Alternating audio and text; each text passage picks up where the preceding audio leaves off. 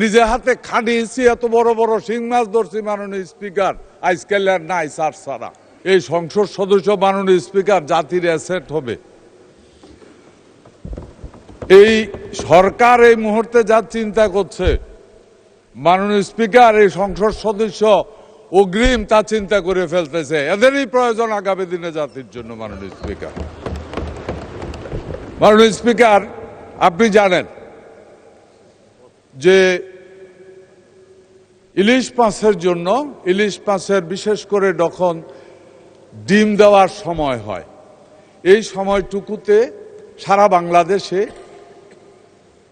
ইলিশ মাছ ধরা বন্ধ থাকে এবং সেটা লম্বা সময়ের জন্য, প্রায় 2 মাসের জন্য বন্ধ করা হচ্ছে। এবং এই সময়ে যারা মৎস্যজীবী আছে, ইলিশ মৎস্যজীবী আছে, 200-র বেশি সার্ভিস ও ফিচারে লেনদেনের সব বিকাশ অ্যাপে সম্ভব।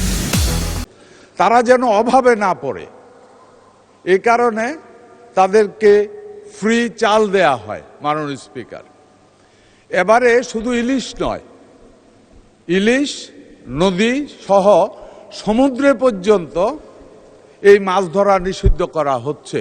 বিশেষ করে লেস ডেপথ ওয়াটার যেটা আছে, যেখানে এই সিজনে ওই জাতীয় মাছগুলি পোনা দেয় এবং তখন যদি মাছ ধরা হয় তাহলে সমুদ্রেরও বিভিন্ন জাতের মাছের পোনা ধ্বংস হয়ে যায়, নষ্ট হয়ে যায়। এই কারণে ওইটাও বন্ধ করে দেওয়া হয়েছে। উনি জানতে চেয়েছে হাওরে বা জলা মিঠা পানিতে এটা কোনো বন্ধ করার, নির্দিষ্ট সময়ে বন্ধ করার কোনো পরিকল্পনা আছে কিনা। জি মাননীয় স্পিকার, এ ধরনের পরিকল্পনা আছে এবং এই সৃজন থেকেই আমরা মিঠা পানিতে, মাননীয় স্পিকার, একদিন কত মিঠা পানির মাছ আছিল, নিজে হাতে খাটিয়েছি, এত বড় বড় শিং মাছ ধরছি মাননীয় স্পিকার, আজকাল আর নাই সার সারা, নষ্ট হয়ে গেছে সব। টাকি মাছ, কই মাছ কিচ্ছু পাওয়া যায় না মাননীয় স্পিকার। এর কারণ একটাই, ন্যাচারাল যে ব্রিডিং আছে এটা ধ্বংস হয়ে গেছে। এই কারণে এই সরকার, এই সচেতন সরকার, এই কৃষক প্রেমিক সরকার, সাধারণ মানুষ প্রেমিক সরকার যেটা করছে মাননীয় স্পিকার, এখন থেকে বিলের মধ্যে আমরা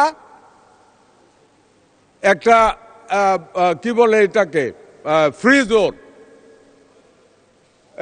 অভয়াশ্রম, অভয়ারণ্য বা অভয়াশ্রম করা হইতেছে। অভয়ারণ্য এটা জলার ভিতরে, নদীর ভিতরে, খালের মধ্যে এবার থেকে অভয়ারণ্য করা হবে এবং সেখানে মাছ ধরতে দেওয়া হবে না। যেখানে মাদার মাছ যারা আছে তারা আশ্রয় নেবে, ডিম পারবে।